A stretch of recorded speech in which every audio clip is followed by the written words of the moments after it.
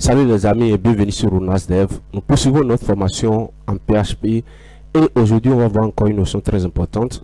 On va parler d'inclusion des fichiers externes en PHP.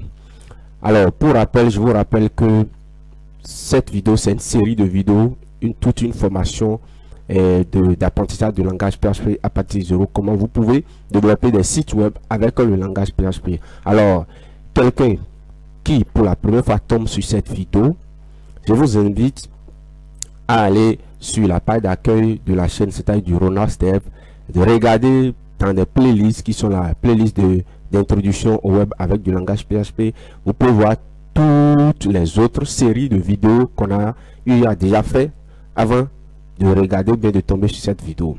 Aussi, je vous rappelle ou bien je vous demande à ce que si la vidéo vous a plu, bien mes vidéos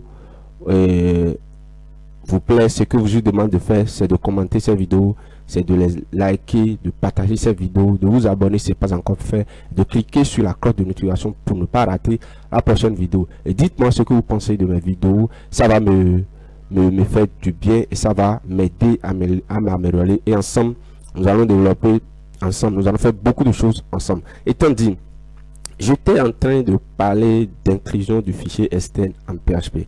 Alors, si vous ne comprenez pas ce que je suis en train de dire très rapidement, je vais vous expliquer ça. D'accord. Si on vient ici, regardez. Ici, je suis sur une page, la page de connexion, de se connecter. Maintenant, cette page, regardez. Si je reviens sur s'inscrire, la page de s'inscrire, la page de se connecter, vous allez voir que l'entête qui est ici, c'est-à-dire l'entête mon super projet s'inscrire et se connecter est la même, ça ne change pas.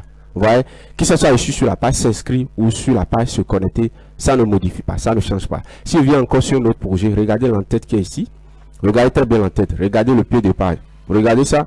Ici je suis sur la page d'accueil, j'essaie d'aller sur la page article super cool, je clique là-dessus, je viens sur cette page, vous allez voir, la page a changé, mais l'entête n'a pas changé.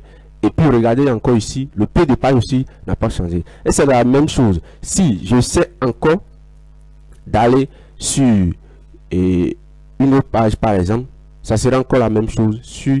Si j'essaie de venir encore sur Python ici maintenant, vous allez voir, ça ne change pas. C'est vrai qu'ici la page a changé. Ici c'est Python, mais l'entête ne change pas et le pied de page ne change pas.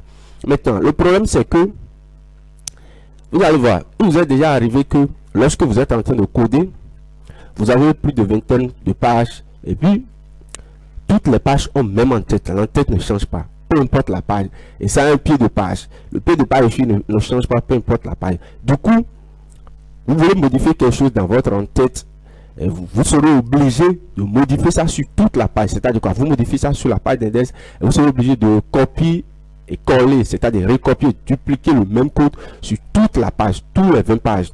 Ça marche, mais c'est pas pratique. Pourquoi c'est pas pratique? Je vais vous expliquer. Lorsque vous allez essayer de modifier l'entête qui est ici, par exemple, vous modifiez ici, vous développez tutoriel, vous modifiez ça, vous serez obligé maintenant de venir encore ici, de modifier ça ici, de venir ici, de modifier. Et du coup, vous pouvez oublier dans un seul endroit. Et ça peut créer des devoirs pour vous, très rapidement. Ça peut créer des problèmes en PHP. Vous modifiez aussi le footer ou bien le pied de page, ça peut créer des problèmes. Vous voyez? Et pour vous montrer ce que je suis en train de faire, j'ai créé simplement un dossier que j'ai nommé ici inclusion. J'ai créé 3 fichiers. Le fichier d'index, le fichier de login, c'est-à-dire de la connexion, le fichier tutoriel. Et voilà ce que ça me donne. Si je viens ici, je vais essayer de fermer ici, je ferme ici, je suis ici. Voilà la page que j'ai créée. Voilà la page d'accueil, c'est-à-dire l'index. J'ai d'abord l'entête qui a de lien de navigation, accueil, tutoriel, forum, blog, contact. J'ai ici le corps qui est au milieu ici, ça qui passe d'ici à ici, c'est le corps ça. Et ici maintenant, j'ai le pied de page qui est ici, à propos jusqu'à copyright. Et admettons qu'ici, il n'y a pas de CSS, c'est juste pour vous montrer le principe d'inclusion des fichiers externes. Maintenant, voilà le pied de page. Vous regardez très bien, quand vous venez ici, j'ai scindé ça. J'ai l'entête qui est ici, qui se termine ici. Vous voyez, l'entête qui est ici, se connecte, tout ça là. J'ai le corps qui est ici, et qui se termine ici. Le corps qui est ici, qui se termine, et le pied de page qui est ici. Ce que vous allez constater, c'est que si vous venez ici, vous venez sur tutoriel, vous allez voir, l'entête ne change pas. Regardez. Et puis, à propos de Ronald Dev, Kishi, tout ça là, le pied aussi de page ne change pas. Mais simplement, c'est le corps qui change. Quand je suis sur accueil, j'ai la même chose, mais le corps qui est ici, d'ici à ici, c'est lui qui change. Ici, sur tutoriel aussi, c'est le corps ici qui change. Le corps qui change. Et quand je viens sur se connecter aussi, j'ai toujours le même en tête et puis le même pied de page. Simplement, ici, j'ai comme c'est se connecter, j'ai pseudo, les mêmes mots de passe, tout ça à se connecter. Donc, c'est le contenu simplement, le corps qui change. Mais l'entête et puis le pied de page ne change pas. Du coup, pour faire ça, je suis obligé maintenant de dupliquer l'entête qui est sur l'index.php. Je suis obligé de dupliquer ça dans login. Vous allez voir, c'est la même chose. L'entête qui est dans index est aussi dans login, c'est-à-dire la page de connexion. Et aussi dans ce tutoriel, c'est le même entête. Et c'est la même chose, j'ai fait aussi pour le pied de page. Ici, c'est le même pied de page. Ici, si je viens ici, j'ai le même pied de page. Ici aussi, j'ai le même pied de page. Quand je viens sur index, j'ai le même pied de page. Ça s'appelle la duplication de cause. Je fais copier-coller. Ça, c'est pas du tout autorisé en programmation. Parce que si vous êtes en programmation, vous devez gagner du temps. Vous devez chercher à gagner du temps. Tout en codant le moins, c'est-à-dire en codant le moins de lignes le plus possible que ça soit. Vous pouvez faire tout possible, coder de façon très et propre, très bien, mais en écrivant moins de lignes que possible. Est-ce que vous comprenez? Il faut être rapide. Vous voyez? Donc ne cherchez pas à vous compliquer la tâche. Ici maintenant, ce que j'ai fait ici maintenant, chaque fois que je viens ici, ça charge la même. Je suis sur index, ou bien accueil, ça charge ici, toute la page entière se charge. Ça charge ici, ça charge aussi le pied de page, en plus de charger aussi le corps. Je viens ici, ça recharge encore la même chose, et je suis ici encore, ça recharge la même chose. Du coup, le code est lourd, c'est lourd, et ça va devenir lent, ma page.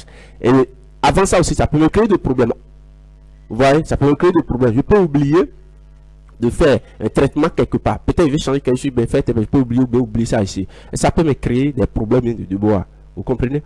Maintenant, il y a une solution pour résoudre ce problème.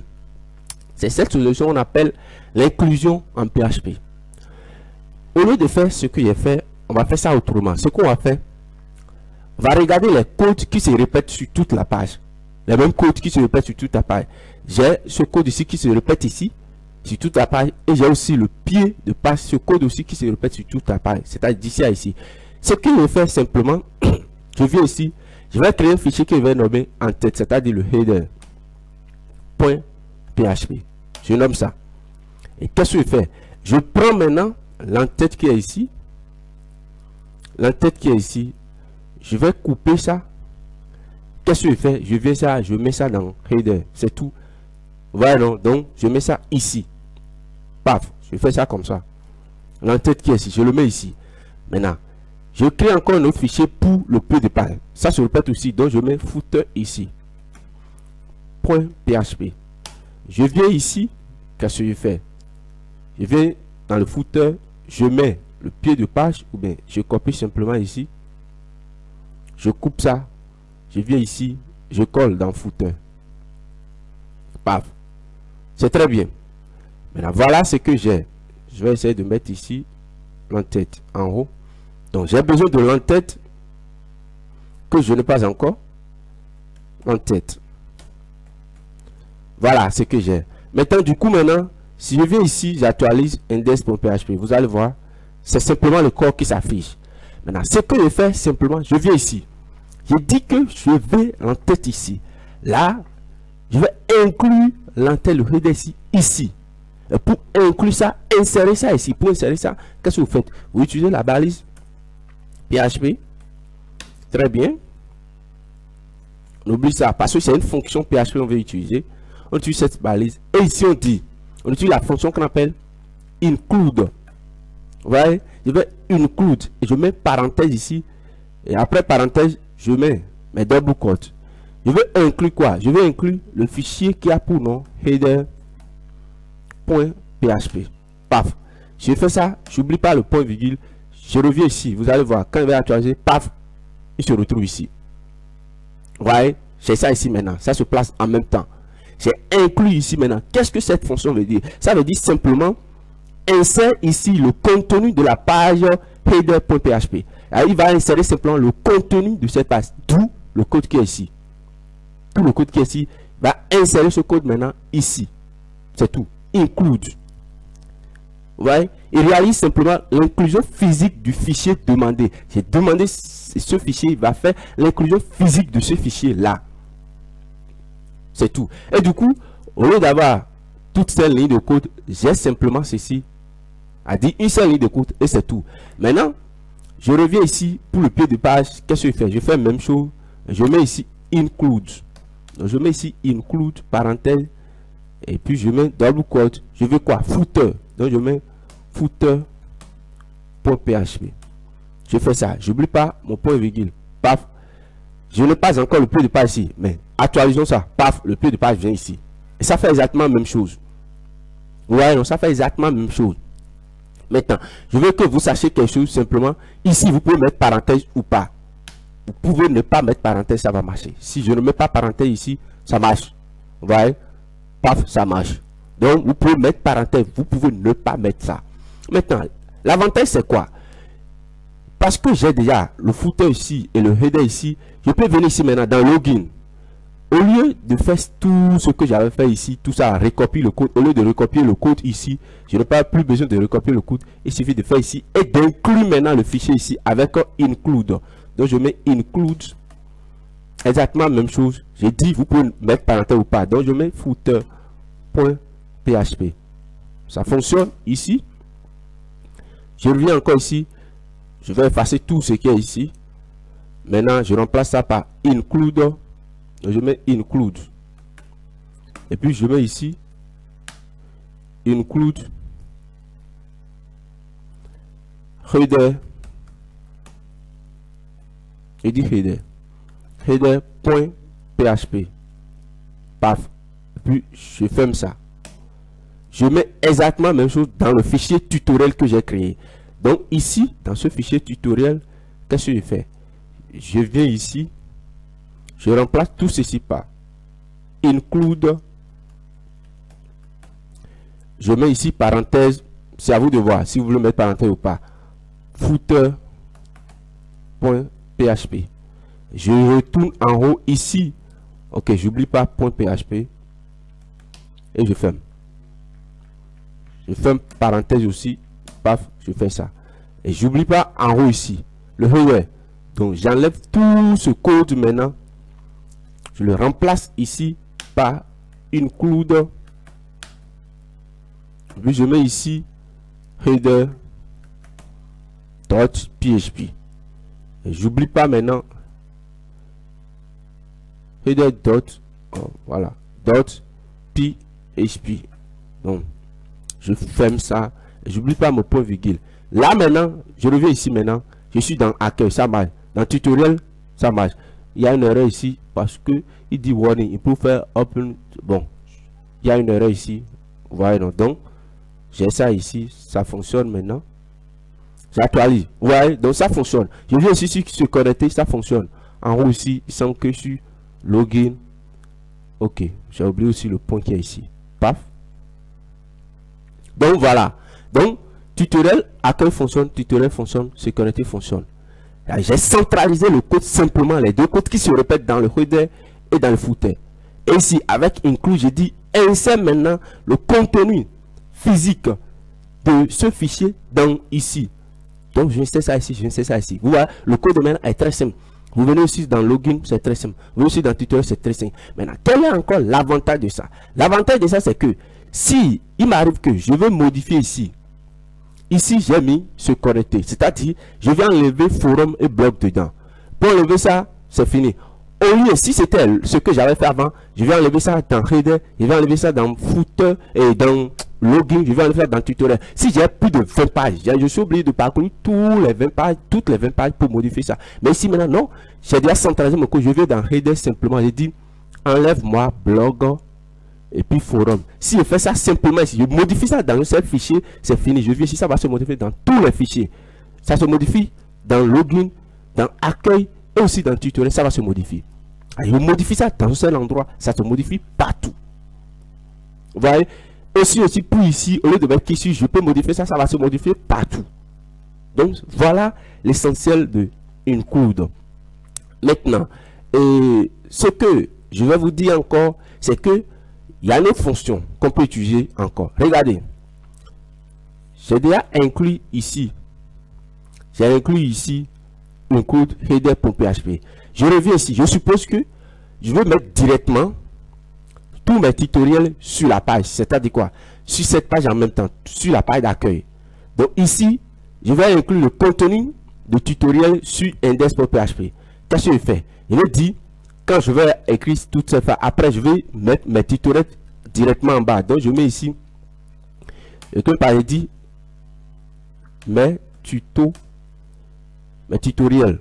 Donc, vous voyez, je vais inclure maintenant tous mes tutoriels ici maintenant. Je mets mes tutoriels, je mets HR ici, et puis je viens ici. Donc, qu'est-ce que je fais? J'inclus maintenant directement le fichier qui est ici. Vous voyez donc, dans le fichier qui est ici, ça s'appelle, include. Et ça s'appelle comment? Ça s'appelle maintenant tutoriel.php.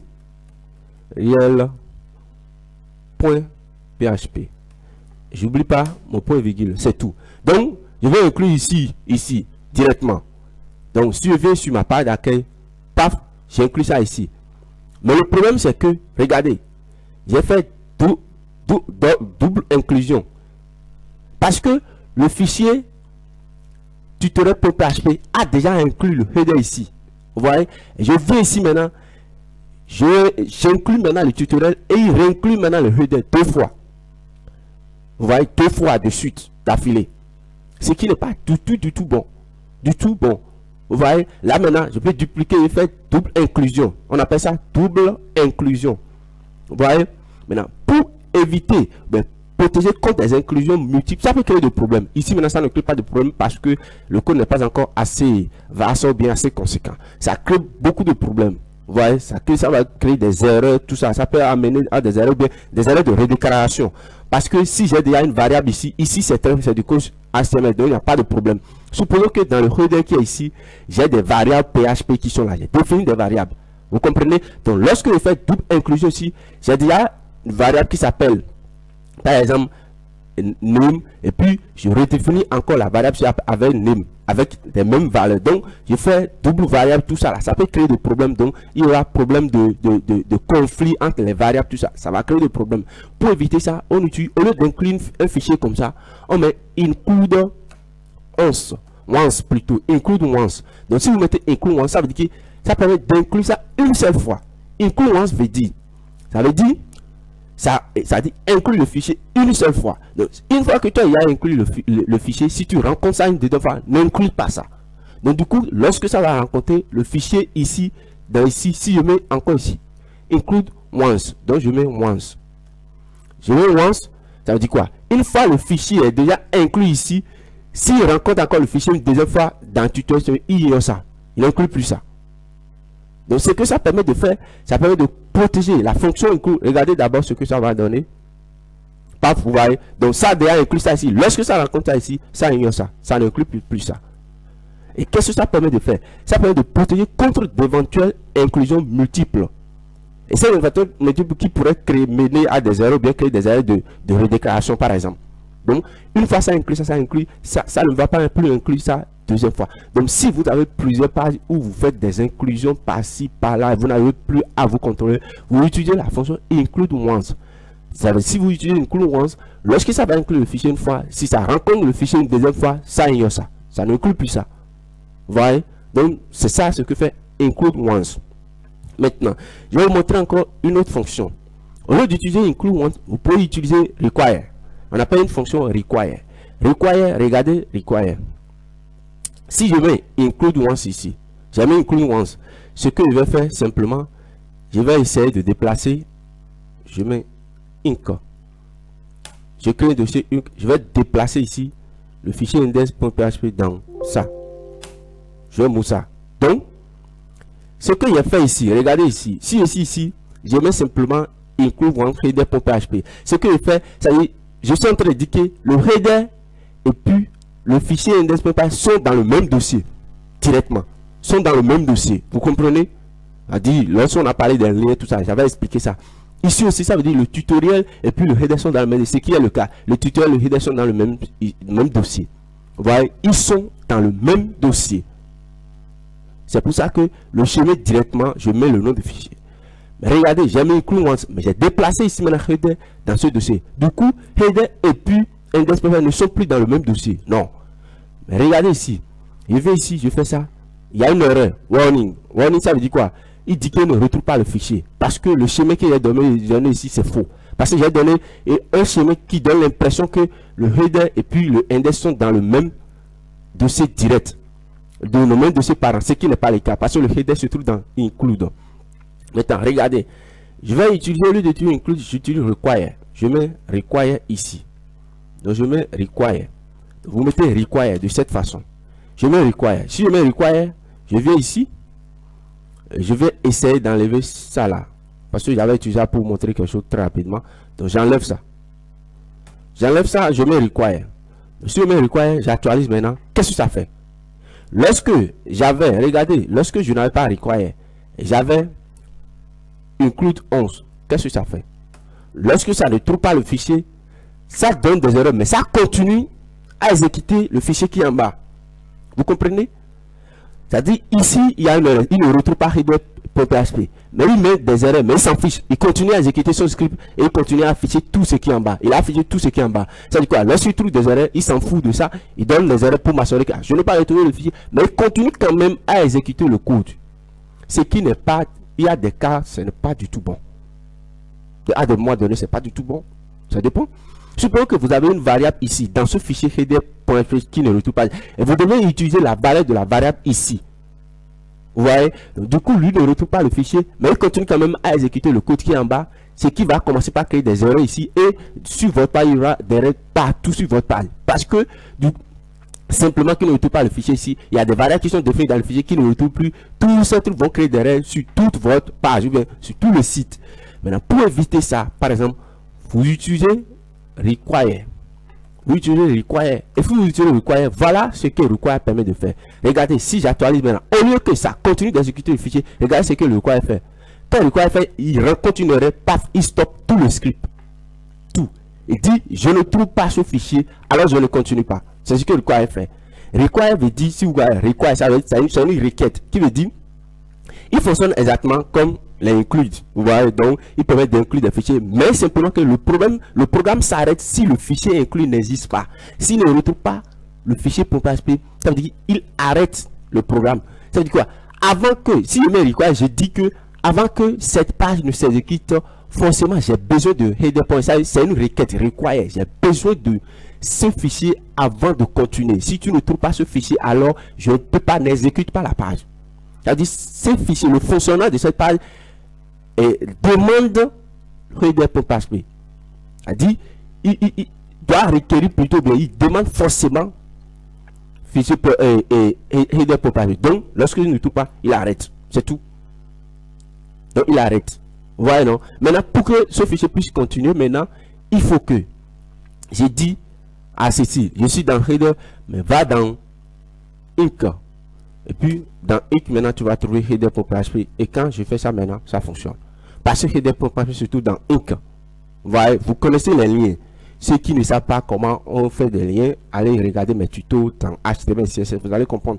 Donc, je suis maintenant dans inc maintenant. Je mets va dans inc et reviens ici. Et paf, ça fonctionne. Vous voyez? Donc, aussi, il y a require 11. Vous avez déjà imaginé, quand je mets require 11, c'est pour éviter aussi d'éventuelles inclusions multiples. Donc vous utilisez require once. Donc si vous utilisez require once aussi, c'est pour éviter des multiples, à dire quoi, inclusion, d'inclure le même fichier plusieurs fois. Donc vous utilisez aussi require once, ça existe. Vous voyez, ça existe et ça fonctionne très bien. Maintenant, regardez, je veux que vous regardez quelque chose. Regardez ce qui est ici, très bien.